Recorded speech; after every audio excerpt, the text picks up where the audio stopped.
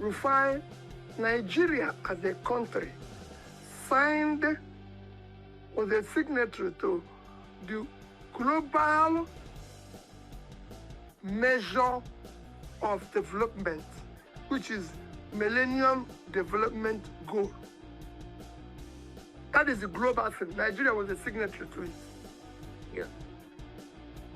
That is what made China to pull 439 million people out of poverty. That was what made India to put over 150 million out of poverty. I can go on and on. But Nigeria was signatory to it. And it was signed in the year 2000.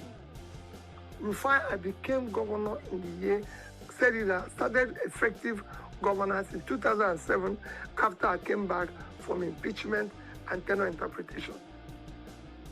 By the time he ended in 2014, Anambra State under me was #1.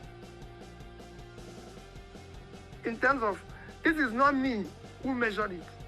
It was UNDP. I was even invited to United Nations to come and give a speech on what we did. I was #1. I was #1 in education. Health had improved and everything. I can go on and on. So when you now have a distorted disaster, say, go and look at World Nigerian Competitive Index. Go and ask people who were involved in fighting poverty in Nigeria there. Back home, on tobacco and all that. Go ask them. Who was it? Ask all the donor agencies. Who is the first to pay his counterpart funding? Ask everybody. The only thing I didn't do well, Rufai, is that I wasn't in media. I wasn't going about paying media people, advertising myself and everything, because maybe because I have a little bit of a concern about giving people money, because it was public money. That's all. Otherwise, maybe if I was advertising myself, nobody would be. But to show you what it is, Rufai, come, I live in Anambra today. The only place I have a house in my name, owned by me, is in Anambra State, in Onitsha. And if you go, I'm inviting you, any day in Anambra State, let's walk the streets. And people will tell you, who is this man? Okay. Breweries. And disappointingly to maybe some of you is a critic, is saying the truth. I mean, you may disagree, you may probably kind of like believe that it's irrelevant. And I saw a brother who said, what is the usefulness of saving money in the bank where there are no roads? And I love the part where he said, under me, where that was not the case under him, evidently. And no matter how you kind of see it, think about it this way. When Obasanjo became the president of Nigeria, right, the total money, Nigeria didn't really have money then. I mean, didn't have money in the foreign reserve, but the total money in Nigeria is a foreign reserve. Right? Initially, I think initially ceased because of sanctions against Abacha, right? Initially ceased. So the total money in Nigeria's foreign reserve then was, I think, $3 billion. You get? And the total connected lines in Nigeria back then as well, right, was maybe less than 1 million, it was said. The Nigeria refineries were pretty much like half dead too, right? You know, but I'm not saying this to praise Obank Baro and all that. No. I just want to give an example, an instance of what that contraption is and why anybody who tells you that Nigeria needs a good leader, so good leader is relatable anyway, right? Nigeria needs a good leader to set things straight, and that's it, everything will be fine. But what happened after he's gone, right? Is he going to, like, anyway, Obasanjo did.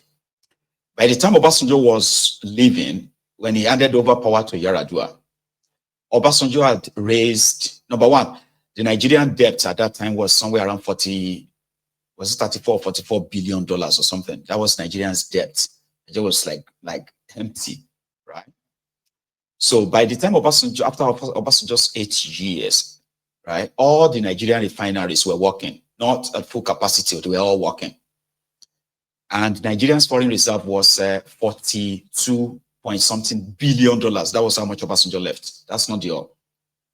Obasanjo created what was called the excess crude account. That means, they always have this benchmark for, it's called oil benchmark for budgeting every year, okay? So that simply means that, because Nigeria sells crude oil, right?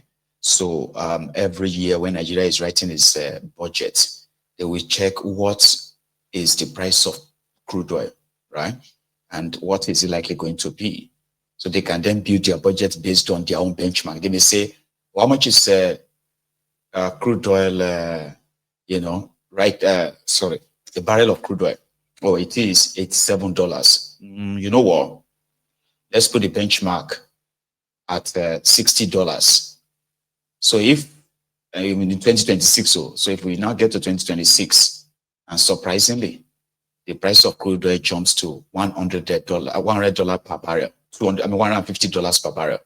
So what they usually do is that, when they pay them the money, which is to fund their budget, so they will just remove what $60 per barrel means, right? The rest will be saved. So Obasanjo just saved $24 billion. So he left $24 billion in a freshly created account that never existed before Obasanjo came to power. Guess what? They plundered everything to zero. I'll give you a backstory to that too. By the time Yar'Adua was going, the excess crude account of $24 billion was left with $18 billion. The Nigerian foreign reserve of $42.5 billion, by the time Yar'Adua died, the excess crude account has dropped to about $38 or $39 billion. Right? And when Obasanjo was leaving, initially the Nigeria's debt was zero, but when Obasanjo was leaving, the total debt of Nigeria was put at $3 or so billion. So Obasanjo left a debt of about $3 billion, total debt of Nigeria. By the time Yar'Adua finished and handed over to Egbere Jolantan, Nigeria debt already was somewhere around $6 or so, $7 billion. It's doubled already. And when Jonathan was done, after 5 years, the excess crude accounts was only at $7.5 billion. After 5 years, only $7.5 billion. Nigerian foreign reserve that dropped to $34 billion. And that's how much he handed over to Buhari. Nigeria's debt, it has jumped to 13 point something billion dollars back then. Of course, Naira already took his own turn too. Now, that was the downgrade, the downward spiral. Buhari came. You know what he did? Nigerian foreign reserve, when Buhari was leaving, was somewhere around $33 billion. The excess crude account was like zero, doesn't exist anymore. If there's anything in it, maybe $1 or $2 from 24 billion. You understand? So when Buhari was leaving, the foreign reserve of Nigeria had $33 or so billion left. From that, there are 2 big banks in America that gave Buhari over $20 billion that nobody is talking about it today. And guess what he used as a collateral? Nigerian foreign reserve right now. So if they decide to want to take their money once now, you realize that Nigerian foreign reserve will be like gone. And that would expose that contraption. As they were doing all of that, the economy was, it's not that they used all those money to rebuild the place. Here you get that. You can say, Shey Obasanjo that saved money and all that. So same thing happened to this Obi. Peter Obi, from his own record. That's why you probably will hear some of those things and they will be like impossible. It was said that under him, he was the governor that was given the recognition for connected the most communities by road. After 8 years, This guy left Anambra State with with zero debt. Like there was no debt. When the accounting state that holds national debt in Nigeria, Anambra was not one of them. Not a single contractor was owed when it was their government, when it was living. Not a single one. Not a single pensioner was owed. Now, these things are like so and so, but they are not supposed to be big deal. That's why when you listen to them, they are like pedestrian. Or you'll be very ingenious and dishonest if you think that's actually like a normal thing in Nigeria. You all know it's not a normal thing in that place. So most of what he brags about, that some of you will look at, they are so pedestrian, they're so ordinary to you. That's being so dishonest, in my own opinion. Right? And somebody came after him, Willie Obaino. He plundered everything. Maybe roads that were supposed to be maintained, gone. What do you call it? The schools that are supposed to be funded, almost like non-funded. Things that were supposed to be kind of maintained and built on, gone. Now the money he left, Obaino took the money, squandered the money, and towards the end of his own term, he decided to go and take extra loan and said he's using Peter Obi's money to build the airport for Anambra State. So all that money gone. Soludombi is there today. Anambra is listed as one of the indebted states in Nigeria today. When they are listing names of states who hasn't paid the pension, who are owing pensioners, owing workers, owing this or that, and Soludom will tell you that he didn't do that. I didn't do that. I met this whole thing. Or somebody who left with none of those baggages is the one you are hating on. Maybe not hating on, but come on, think of it. Right? Or he said more in other parts. And it is documented and everything. It was there, that company, which you can trace, moved from one company to another, started Asaba in the 90s. And it's interest, it's not something you can know. In the 90s, you find started about 96, 97, I'm not clear, but I can tell you, until I became governor 2006. So it was a clear case of over a decade before I became governor. But that process, I started saving in a bank, Lloyd's Bank, and that came out of resources